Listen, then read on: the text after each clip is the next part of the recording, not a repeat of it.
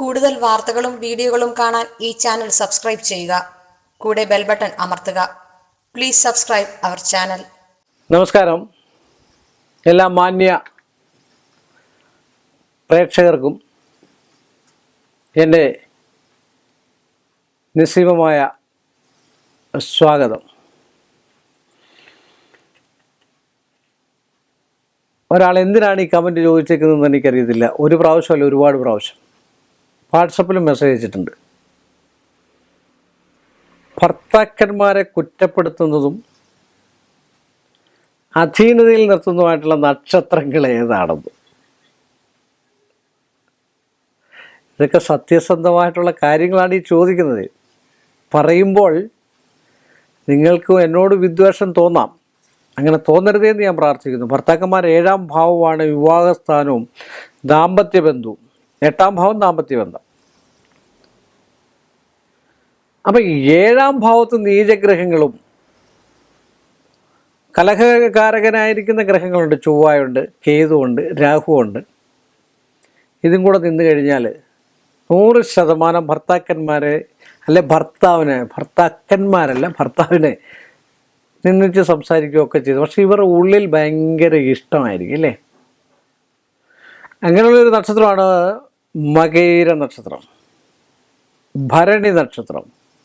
ഇവരൊക്കെ എന്താ പറയുക, ഇങ്ങാരൊക്കെ നല്ല വേറെ ആൾക്കാർ എനിക്ക് ആലോചനയായിട്ട് വന്നതാണ്, എനിക്ക് അവരോട് ജീവിച്ചാൽ മതിയായിരുന്നു, ഇങ്ങാരെ എന്തോനും കൊള്ളാം, ഒരു കാശിനും കൊള്ളത്തില്ലല്ലോ എന്നൊക്കെ പറയുന്നത്. അതാണ് ഉദ്ദേശിക്കുന്നത്.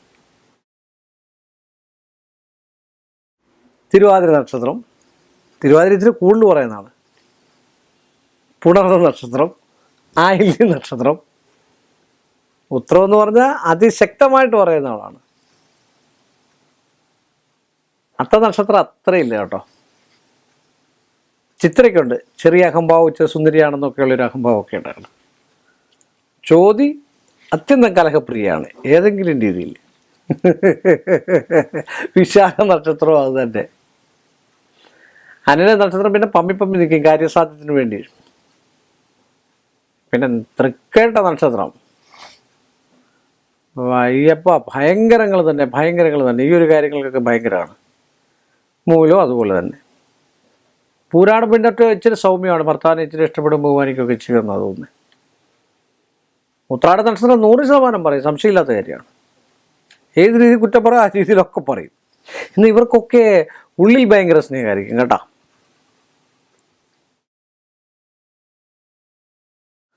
അവിട്ട നക്ഷത്രം, ചതയ നക്ഷത്രം, പൂരൂരുട്ട നക്ഷത്രം, ഉത്രട്ട നക്ഷത്രം. രേവതി നക്ഷത്രത്തിന് അത്രയൊന്നുമില്ല, എന്നാലും ചെറിയ തോതിലൊക്കെ പറയും. ഇടഞ്ഞ കൊമ്പനാ. അത്ര സാധനമാണ് രേവതി. ഇത്രയും പറഞ്ഞുകൊണ്ട് ഈ ചെറിയ എപ്പിസോഡ് ഞാനിവിടെ അവസാനിപ്പിക്കുന്നു. എല്ലാ മാന്യ പ്രേക്ഷകർക്കും എൻ്റെ നിസ്സീമമായ നന്ദിയും കടപ്പാടും. കൂടുതൽ വാർത്തകളും വീഡിയോകളും കാണാൻ ഈ ചാനൽ സബ്സ്ക്രൈബ് ചെയ്യുക. കൂടെ ബെൽ ബട്ടൺ അമർത്തുക. Please subscribe our channel.